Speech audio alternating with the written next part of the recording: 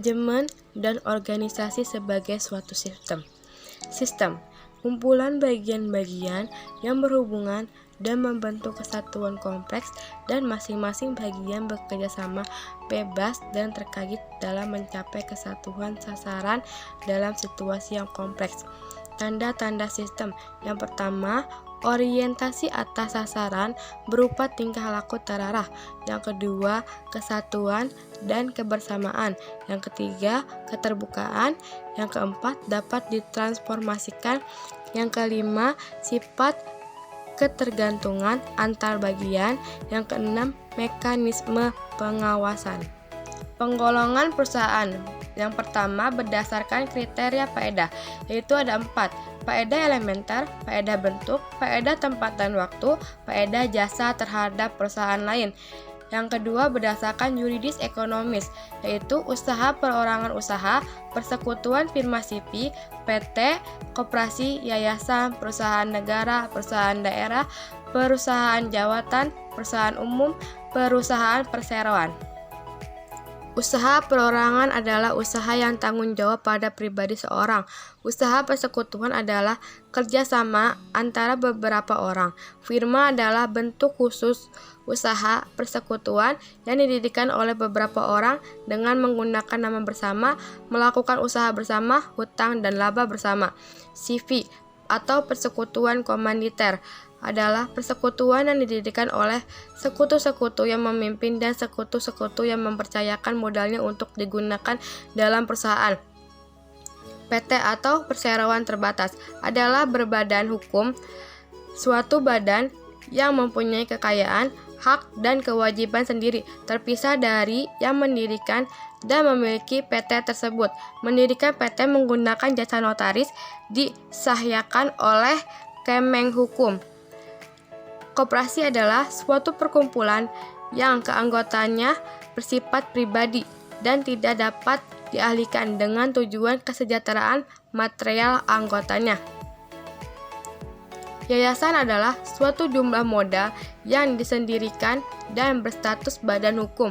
Modal yang disendirikan dianggap tidak ada pemiliknya dan terlepas dari yang mendirikan. Yayasan tidak mencari laba. Bagi yayasan yang mencari laba tergolong perusahaan. Perusahaan negara adalah semua perusahaan dalam bentuk apapun yang seluruh modalnya merupakan kekayaan negara, kecuali ditentukan lain oleh UU. Budaya perusahaan atau korporat. Budaya korporat adalah suatu pedoman bersama dalam berperilaku untuk memecahkan masalah-masalah korporat dan merupakan seperangkat sistem nilai, keyakinan, dan norma-norma. Korporat yang sukses berhasil mampu mengelola budaya baru seperti: yang pertama, memperhatikan kebutuhan rohani karyawan, tidak hanya jasmani. Yang kedua, lebih banyak kerja akal pikiran daripada kerja fisik. Yang ketiga, tersedia pilihan pekerjaan dan mobilitas tinggi. Yang keempat, manajer memberikan konsultasi bukan perintah. Yang kelima, kompetensi keterampilan manajemen dan bukan teknologi. 8 nilai primer asas budaya baru. Yang pertama ada asas tujuan. Ialah menyediakan produk atau jasa yang berkualitas dan bermanfaat bagi konsumen dan sekaligus memberi inspirasi dan memotivasi kepada karyawan perusahaan. Yang kedua, asas konsensus. Ialah kebersamaan cita-cita, memikir, dan merasakan yang dinyatakan dalam musyawarah untuk mufakat. Yang ketiga, asas keunggulan atau excellence. Ialah usaha menciptakan ketidakpuasan yang kreatif di kalangan para anggota organisasi atau karyawan perusahaan supaya perusahaan dapat mencapai keunggulan. Yang keempat, asas prestasi atau performance. Ialah memberi penghargaan yang layak atas prestasi karyawan. Yang kelima, asas empiris. Ialah menggunakan data nyata atau statistik sebagai dasar pertimbangan dalam pengambilan keputusan.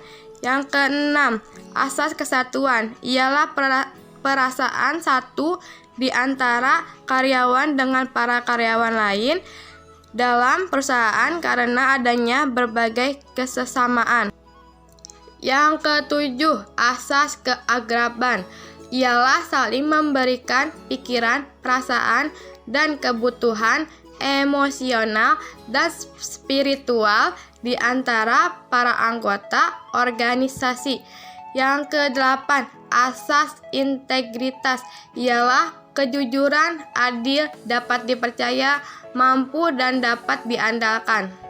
Budaya korporat yang kuat akan berpengaruh terhadap efektivitas karena yang pertama, para karyawan loyal. Yang kedua, nilai budaya menjadi pedoman perilaku. Yang ketiga, berpartisipasi dalam bentuk konsensus, pengakuan, dan menghormati status sebagai karyawan. Yang keempat, orientasi karyawan pada visi, misi, dan tujuan perusahaan. Yang kelima, karyawan paham apa yang boleh dan tidak dilakukan. Yang keenam, karyawan saling mendukung, membantu. Yang ketujuh, karyawan merasa dihargai. Yang kedelapan, adatnya kebersamaan dan saling pengertian. Yang kesembilan, budaya korporat sesuai dengan strategis korporat.